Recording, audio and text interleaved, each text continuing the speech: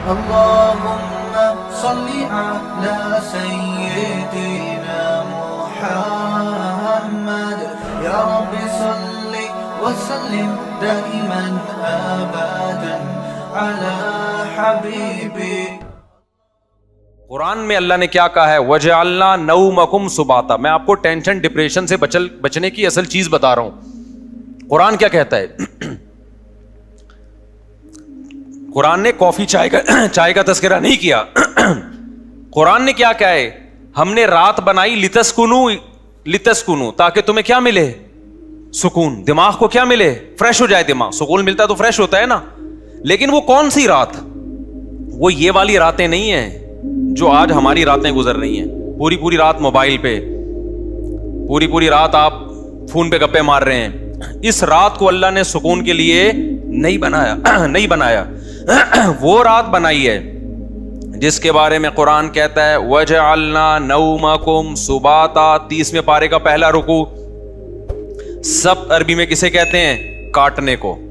اللہ کہتے ہیں ہم نے تمہاری نیند کو کاٹنے کا ذریعہ بنایا. کینچی ہے یہ نیند. کیا مطلب کاٹنے کا؟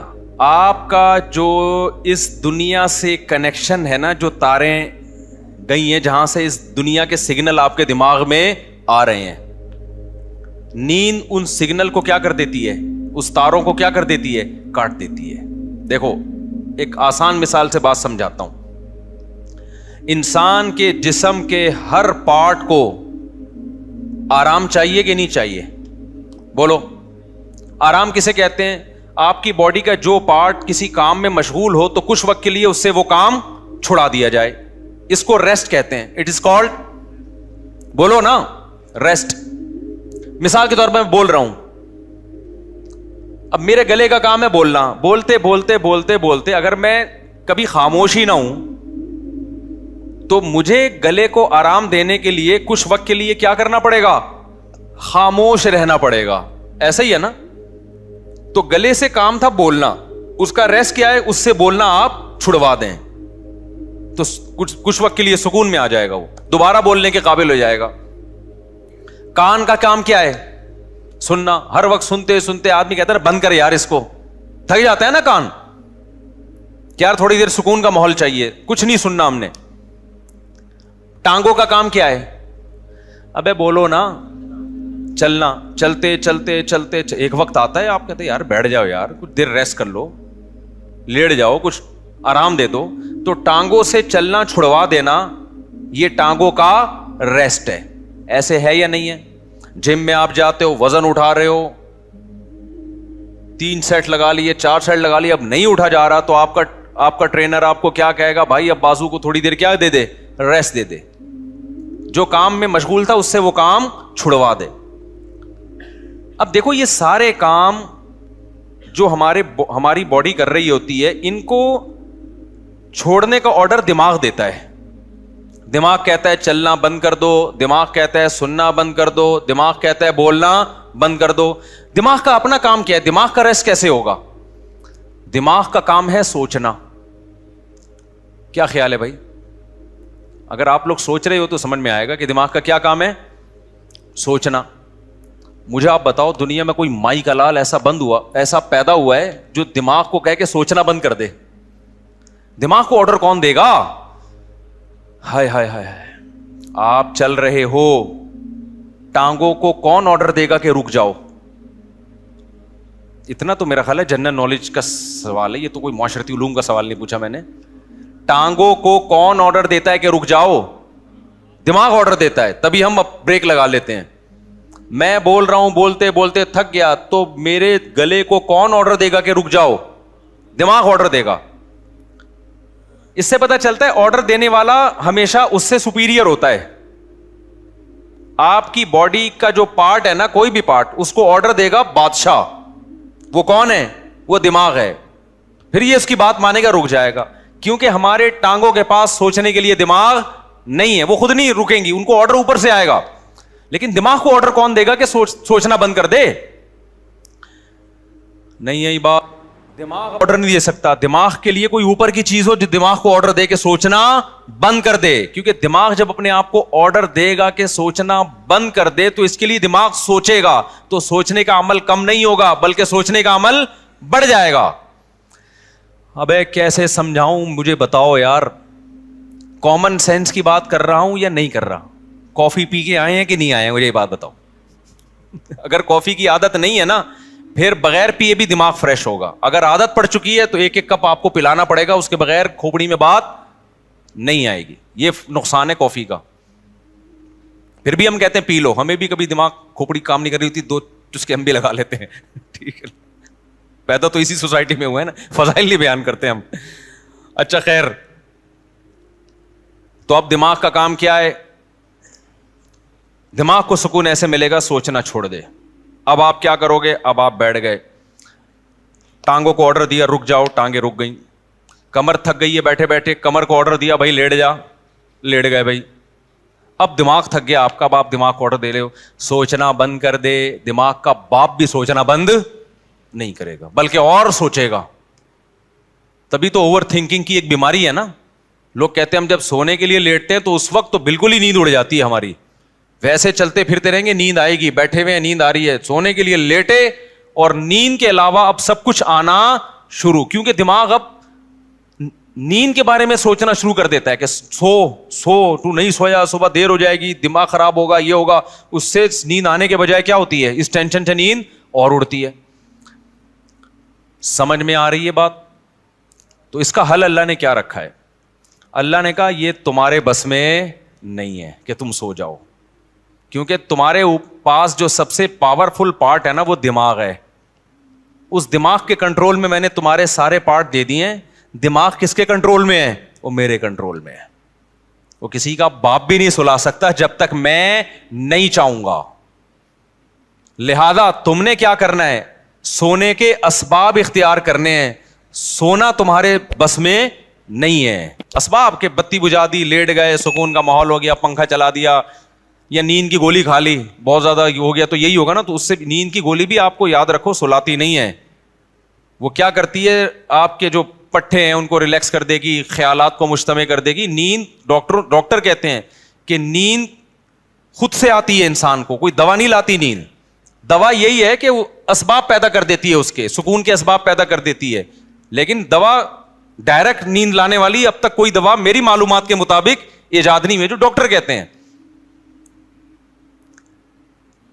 تو اب کیا ہوتا ہے؟ اب اللہ تعالیٰ بیچ میں آتے ہیں. اللہ تعالیٰ کہتے ہیں وَجَعَلْنَا نَوْمَكُمْ سُبَاتًا, تم اسباب اختیار کرتے ہو, لیٹ جاتے ہو.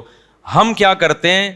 تمہاری نیند, ایک کینچی لے کر آتے ہیں ہم, کیونکہ ہم جو سوچنا بند نہیں کر رہے نا, وجہ اس کی کہ ہمارے دماغ کا اس دنیا سے کنیکشن ہے. یہ کنیکشن جب تک ختم نہیں ہوگا اس وقت تک آپ سوچنا بند نہیں کر سکتے.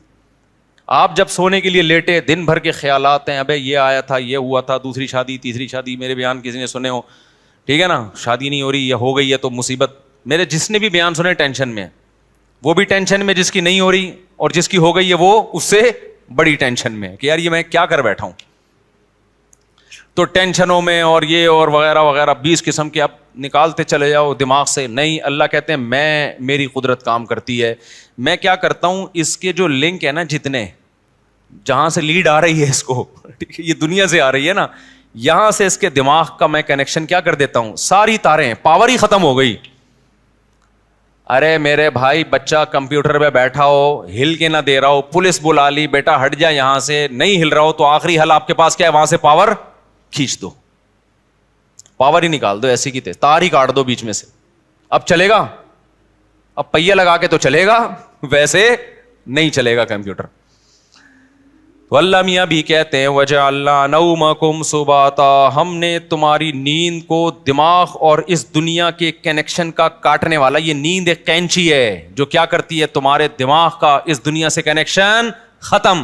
اصل بات جو میں بتانا چاہ رہا تھا, اللہ قرآن میں کیا کہتا ہے کہ تمہیں سکون دماغ کو اس وقت ملے گا جب کافی پیو گے, نہ چائے پینے سے, نہ چرس پینے سے, ہیروئن پینے سے, نہ دماغ کے سکون کے لیے اللہ نے نیند بنائی ہے. اور وہ والی نیند جو تمہارا اس دنیا سے کنیکشن ختم کر دے. کیونکہ ہم نے بہت سے لوگوں کو دیکھا ہے سو رہے ہوتے لیکن سب پتا ہوتا ہے کہ کیا ہو رہا ہے. اس کا مطلب ان کی نیند نہیں ہوتی ہے. گھوڑے بیچ کے سونے والی نیند کا اللہ ذکر کر رہا ہے قرآن میں. آپ دیکھ لو نا آج کل جو نیندیں ہو رہی ہیں, سو رہے ہیں اور سب سن بھی رہے ہیں کہ ہو کیا رہا ہے, بیگم کیا باتیں کر رہی ہے, کس کی غیبتیں کر رہی ہے, گھر میں ساس کتنے دن سے آگے ٹھہری ہوئی ہے, جا کیوں نہیں رہی ہے, مہنگائی بڑھ رہی ہے, اسٹیبلشمنٹ نے یہ کیا کر دیا اور فلانے نے یہ کیا کر دیا اور مہنگائی کو یہ کیوں ہو گیا وغیرہ وغیرہ, 20 قسم کے مسائل, اور سو بھی رہا ہے. ذرا سی بات کرو تو کہتے ہیں کیا. اچھا سوتے سوتے بتا رہا ہوتا ہے چپ ہو جاؤ میں سو رہا ہوں. ابے تجھے پتا کیسے چلا اگر تو سو رہا ہے بھائی. کہتا ہے چپ ہو جاؤ میں کیا کر رہا ہوں, سو رہا ہوں. میں ایک دفعہ سو رہا تھا, گھر والوں نے مجھے اٹھایا کہ دروازے پہ کوئی ہے, تو میں نے کہا مجھے اٹھایا کیوں, کیا نیند خراب نہ ہو جائے نا. میں نے کہا نیند تو ہو گئی خراب, نیند تو ہو گئی خراب. تو گھوڑے بیچ کے سونا, غرق ہو کے سونا, بے ہوش ہو کے سونا, یہ والا سونا کون سا سونا ہے جس کو اللہ نعمت قرار دے رہا ہے اور جو دماغی سکون کا ذریعہ ہے. آج کل یہ والا سونا مارکیٹ سے شارٹ. کیوں شارٹ ہے؟ اس میں ہمارے اپنے گناہ بھی ہیں. اب یہ میرا ٹاپک نہیں ہے لیکن غصے پر کچھ 2 ہفتے سے بیان چل رہا تھا نا, تو اس کو بھی لگا دیتا ہوں اسی کے ساتھ. میں نے بتایا تھا نا آج کل جو ہر آدمی توے پہ بیٹھا ہوتا ہے نا غصے میں, اس کی ایک بہت بڑی وجہ کیا ہے؟ نیند پوری نہ ہونا. لوگ کہتے ہیں ہم تو 7-7 گھنٹے سو رہے ہیں. بھائی آپ سو تھوڑی رہے ہیں, 7-7 گھنٹے آپ سونے کی کوشش میں لگے ہوئے ہیں. اس میں کبھی دیکھو 3 کیفیتیں ہوتی ہیں. ایک انسان اس دنیا میں ہوتا ہے اور ایک بالکل قبر میں ہوتا ہے موت کے بعد. ایک بیچ کی کیفیت بھی ہوتی ہے, کچھ برزخ کی چیزیں دیکھ رہا ہوتا ہے اور کچھ اس دنیا کی چیزیں. قرآن سے پتہ چلتا ہے یہ ایک بیچ کی کیفیت ہوتی ہے جس میں کچھ یہاں کچھ وہاں. بالکل نیند میں بھی ایسا ہی ہے. اللہ نے نیند کو موت سے تشبیہ دی ہے. نیند میں بھی ایسا ہی ہے, یا تو آپ پورے جاگے ہوئے ہیں جیسے بھی بیٹھے ہوئے ہیں, یا آپ پورے سو رہے ہوتے ہیں. آپ کا اس دنیا سے کوئی رابطہ نہیں ہوتا, کچھ پتہ ہی نہیں ہوتا کون رو رہا ہے کون ہنس رہا ہے, سردی ہے گرمی ہے خزاں ہے طوفان آ رہا ہے نہیں آ رہا. اور ایک بیچ کی کیفیت ہوتی ہے جس میں آدھے خواب بھی دیکھ رہے ہیں اور آدھے جاگ بھی رہے ہیں. اس والی نیند سے میرے بھائی سکون نہیں ملتا. تو یہ جو گہری نیند ہے نا, اس کے لیے کچھ کام کرنے پڑتے ہیں جو آج کل مارکیٹ سے شارٹ چل رہے ہیں. اور شریعت پہ عمل کر نہیں سکتے جب تک گہری نیند لیتے نہیں ہو, کیونکہ اسلام میں اخلاق کی بہت زیادہ ویلیو ہے. نبی صلی اللہ علیہ وسلم نے فرمایا انسان اچھے اخلاق کے ذریعے تہجد پڑھنے والے اور کثرت سے روزے رکھنے والوں کے مقام تک پہنچ سکتا ہے. یعنی اس کی زندگی میں تہجد بھی نہیں ہے اور روزے بھی نہیں ہیں, لیکن اخلاق کا اتنا اچھا ہے تو اللہ اس کو کس کے ساتھ حشر کریں گے؟ تہجد گزاروں کے ساتھ. اور حدیث میں آتا ہے کہ ایک تہجد گزار اور کثرت سے روزے رکھنے والا برے اخلاق کے ذریعے جہنم کا ایندھن بن سکتا ہے. حدیث کا مفہوم ہے. کیوں؟ بد اخلاقی کی وجہ سے کبھی بیوی سے لڑے گا, کبھی پڑوسیوں سے لڑے گا, کبھی کمیٹی سے لڑے گا, کبھی امام سے لڑے گا, کبھی مؤذن سے لڑے گا, کبھی اسے پٹا, کبھی گاڑی تھوڑی سی آگے اس کو اٹھا کے ٹھوک دیا, ٹھیک ہے نا. تو ساری نیکیاں اس کی کیا ہو رہی ہیں؟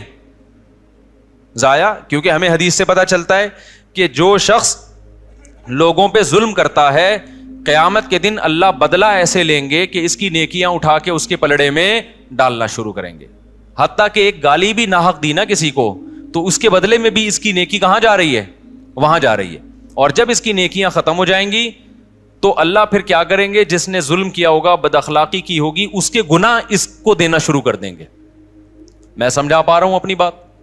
تو اس سے پتہ چلتا ہے بد اخلاقی, بدتمیزی, ہر وقت جلے کٹے رہنا, نیگیٹو سوچ رکھنا, یہ چیزیں اچھے اعمال کے باوجود انسان کو جہنم کا ایندھن بنا دیتی ہیں. اور خوش اخلاقی کے لیے جو میڈیکلی جو ہمارے لیے سب سے زیادہ امپورٹنٹ چیز ہے وہ کیا ہے؟ وہ گہری نیند. تو یہ ہمارے مذہب کا حصہ ہوئی کہ نہیں ہوئی ہے؟ اتنی زیادہ حدیث میں اہمیت ہے نیند کی کہ ایک صحابی آئے, انہوں نے عرض کیا کہ یا رسول اللہ میں ساری رات تہجد پڑھوں گا, کیونکہ اللہ نے آپ کی تو ساری خطائیں معاف کر دی ہیں, آپ تو رات کو آرام بھی کرتے ہیں, میں ساری رات تہجد پڑھوں گا, سوؤں گا نہیں. آپ نے فرمایا من رغب عن سنتی فلیس منی, جو میرے طریقے سے اعراض کرے گا وہ مجھ میں سے نہیں ہے, کیونکہ اصلی و ارقد, میں تو نماز بھی پڑھتا ہوں اور آرام بھی کرتا ہوں. نبی کو معلوم تھا یہ ساری رات تہجد پڑھیں گے, نیند پوری نہیں ہوگی, تو پھر آگے نتیجہ کیا نکلے گا؟ آگے نتیجہ یہ نکلے گا کہ وہ تہجد بد اخلاقی کے ذریعے ضائع کریں گے. یہ سمجھتے ہو بات کو؟ تو میں جو نیند اتنا کر رہا ہوں نا, کوئی میڈیکل سائنس کا شعبہ ہی, لیکن میں اس کو اس لیے بیان کر رہا ہوں کہ اس کا مذہب سے بھائی بہت گہرا تعلق ہے. اصلی و ارقد حدیث میں آتا ہے میں تو نماز بھی پڑھتا ہوں اور آرام بھی کرتا ہوں. تم کون ہو بھائی جو نماز ہی پڑھتے رہتے ہو, آرام نہیں کرو گے رات کو؟ اور ہمارے نبی صلی اللہ علیہ وسلم کی نیند گہری تھی, اتنی گہری تھی کہ آپ صلی اللہ علیہ وسلم کے ہلکے سے خراٹے کی آواز بھی آتی تھی. جب انسان بہت تھک کے سوتا ہے اور گہری نیند سوتا ہے تو جن کو خراٹوں کی بیماری نہیں بھی ہے ان کے ہلکا ہلکا تیز سانس کی آواز آتی ہے. تو ہمارے نبی صلی اللہ علیہ وسلم بھی جب سوتے تھے, آرام کرتے تھے, تو آپ سے معمولی خراٹوں کی آواز آیا کرتی تھی. یہ اس کی علامت تھی کہ آپ صلی اللہ علیہ وسلم کی نیند ہلکی نہیں تھی بلکہ گہری نیند تھی. سمجھتا نہیں ہے نا بات کو؟ اب گہری نیند کے لیے پھر وہ ٹپس ہیں, وہ پھر وہ ڈاکٹروں سے پوچھیں, آپ اس ڈاکٹر سے پوچھیں خود سو رہا ہو ٹائم پہ, کیونکہ ڈاکٹر خود 3-4 بجے کلینک بند کر کے آ رہے ہوتے ہیں. سمجھ رہے ہو نا؟ تو لیکن اس میں چند چیزیں, ورزش کرے انسان, یہ چائے کافی وافی ان چیزوں سے اپنے آپ کو اس عذاب سے جان چھڑائے. اور بہت ہی کچھ شوق ہے تو چائے پی لو, وہ بھی دن میں 2 کپ بہت زیادہ ہے, لیکن ثواب سمجھ کے وہ بھی نہ کرو. اور رات کو انسان جلدی سے رات کو موبائل بند کر کے رکھ دے لاکر میں. موبائل جو ہے نا یہ رات کو دیکھو ہی نہیں, یہ بہت بڑی تباہی ہے. سو جاؤ رات کو, صبح 2 بجے 3 بجے اڑ جاؤ, اس کے بعد نماز پڑھو, تلاوت کرو, اللہ سے دعا مانگو, پھر موبائل دیکھ لو بیٹھ کے. بھائی کوئی مفید چیز اگر آپ نے دیکھنی ہے, کوئی جنرل نالج کی چیز دیکھنی ہے, کسی کا ولاگ دیکھنا ہے کہ میں بیت الخلاء میں بیٹھا ہوا ہوں کیسا لگ رہا ہوں, ٹھیک ہے نا, اس طرح بھی ولاگ بھی ایسے آ رہے ہیں کہ بس جو اٹرم پٹرم اٹھا کے ڈال دو. بس میں جا رہا ہوں, میں نانی کے جا رہا ہوں, میں خالہ کے جا رہا ہوں, میں پپو کے جا رہا ہوں. تو جا رہا ہے بھائی, تو ساری دنیا جاتی ہے, تو پہلی دفعہ تھوڑی جا رہا ہے. چلو کوئی دوسرے ملک میں جا کے ولاگ بنا رہا ہے, آپ نے وہ ملک دیکھا نہیں ہے, تو آپ کا یار بغیر ٹکٹ ویزے کے کنٹری دیکھنے کو مل رہا ہے, پھر بھی سمجھ میں آتا ہے. لیکن ایسے ایسے ولاگرز آ رہے ہیں, ان پہ تو مجھے تعجب اس لیے نہیں ہوتا کہ ان کو پیسہ مل رہا ہے نا, تعجب تو آپ پہ ہوتا ہے کہ یار آپ کے پاس اتنا ٹائم کہاں سے آ گیا. اور یہ بھی ایک بڑی بےغیرتی کی بات ہے, جس کا ولاگنگ کا چینل نہیں چل رہا نا, اپنی خوبصورت بیوی کو ادھورے لباس میں وہ لے آتا ہے. یار دیکھو, غیرت پہلے ہے, پیسہ بولو بعد میں. میں نہیں کہہ رہا کہ جو بھی عورت کو لے کر آ رہا ہے وہ گندی سوچ کا ہے, بری سوچ کا ہے, میں کسی پہ الزام نہیں لگا رہا, لیکن آپ کی بیوی اٹریکٹیو ہے, خوبصورت ہے, جوان ہے, اور ادھورے کپڑے میں آپ اس کو لا رہے ہیں, تو اس میں تو میرا خیال ہے کوئی دو رائے نہیں ہو سکتی کہ آپ کی نیت کیا ہے. یہ ایسے لوگ ہیں, اگر یہ بیگم کو نکال دیں تو ان کے چینل دھڑام سے نیچے. اور یہ ٹھرکی عوام, انٹرنیٹ پر اتنا فحش مواد پڑا ہوا ہے, اس کو دیکھنے کے بجائے کہیں بھی ان کو کوئی چاہیے کہ اپنی بیگم کے ساتھ آ رہا ہو. بھائی وہ جو مواد ٹھرکیوں کے لیے رکھا ہے وہ بھی غلط ہے, لیکن جب اتنا ہے تو پھر چل کیسے رہے ہیں یہ ٹھرکی چیزیں. اس سے پتہ چلتا ہے کہ قوم کی ٹھرک اتنے عروج پہ پہنچی ہوئی ہے کہ سب کچھ دیکھنے کے بعد بھی جب ان کو پتہ چلتا ہے فلاں کی بیوی آئی ہوئی ہے, دیکھو اس کو لازمی, یہ ٹھرک کی سپرلیٹو ڈگری ہے. بھائی مسئلہ یہ ہے نا کہ نہیں چل رہا تو اپنی بیگم, خوبصورت سی بیگم ادھورے کپڑوں میں لے آئی, تو سوال پیدا ہوتا ہے بھائی جس نے ادھورے کپڑوں میں عورت دیکھنی ہے وہ فلمیں دیکھ لے گا جا کے, وہ ناچ گانے والی عورتیں دیکھ لے گا, تو وہ آپ کی بیگم کو کیوں دیکھے گا؟ لیکن نہیں, وہ بھی دیکھے گا. تو یہ ٹھرک, آپ یو کے سے آئے, آپ کو یہاں کا اندازہ ابھی نہیں ہے. یہ لندن چھوڑ کے پاکستان آ گئے, کہہ رہے بہت اچھا ملک ہے, یقیناً بہت اچھا ملک ہے بھائی. ان لوگوں سے ہم پھر بھی بہت اچھے ہیں. ان میں یہ چھچور پنا اس لیے نہیں ہے کہ وہ اس سے بڑی چیزوں کے عادی ہو چکے ہیں. ہمارے یہاں کے نائٹ کلب ولب نہیں ہے, تو یہ بیچارے کسی کی بیوی ادھورے کپڑوں میں دیکھ کے تھوڑا سا کیا ہو جاتے ہیں, خوش ہو جاتے ہیں. ان سے آپ کمپیئر نہیں کر سکتے, کیونکہ یہ نا بہت سے لوگ کہتے ہیں پاکستان میں فحش فلمیں سب سے زیادہ دیکھی جاتی ہیں. غلط ہے, نہیں دیکھنا چاہیے, لیکن اس کا یہ مطلب نہیں کہ وہ ہم سے اچھے ہیں. بناتے کون ہیں یہ فلمیں؟ وہ لوگ بناتے ہیں, تو بنانے والا زیادہ برا ہے. سمجھ رہے ہو؟ جس میں جو بالکل ہی حیا لیس ہو جائے گا وہ بنائے گا. پاکستانی کم از کم اس سے تو کم ٹھرکی ہے نا, بنا تو نہیں رہا اتنی.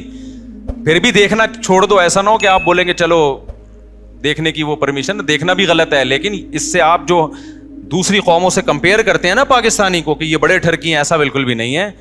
ان لوگوں سے وہ ٹھرک کی بہت اوپر لیول پہ پہنچے ہوئے ہیں, وہ یہ بدنظری جیسی چھچور پنے کو ٹائم ویسٹنگ سمجھتے ہیں, ٹھیک ہے نا. یہ پاکستان کے غریبوں کے کام ہے یہ کام. خیر, تو جلدی سے میں بات کو سمیٹوں, کہاں سے کہاں چلی گئی. تو میں یہ کہہ رہا تھا یہ تھوڑا سا کنٹرول کر لیں سونے وونے کو, تاکہ اوپر کی سیٹنگ کیا ہو جائے, سیٹ ہو جائے, اور یہ طلاقیں بھی کم ہو ہماری سوسائٹی میں, اور یہ مار دھاڑ کے واقعات بھی کم ہو, اور یہ جو یونیورسٹیوں میں ڈرگس چل رہا ہے, چرس, آئس, یہ سب چیزیں سکون کے لیے لے رہے ہیں لوگ, لیکن اس سے سکون آنے کے بجائے تباہ اور برباد ہو رہا ہے. دیکھو مذہب خدا کی قسم بہت بڑی نعمت ہے. مذہب آپ کے پاس آپشن چھوڑ دیتا ہے سوچنے کا. شرابی شراب کیوں پیتا ہے, وہ کہتے ہیں اس میں کیا خرابی ہے, وہ بحث کرے گا, کچھ لوگ بتائیں گے کہ یہ فائدہ مند چیز ہے, کچھ کہیں گے نقصان دہ چیز ہے, تو وہ اپنی دماغ استعمال کر کے پلس مائنس کر کے ایک فیصلہ کر کے کچھ چھوڑ دیں گے, کچھ پینا شروع کر دیں گے. جو پینا شروع کرتے ہیں سوسائٹی کو کتنا نقصان ہوتا ہے.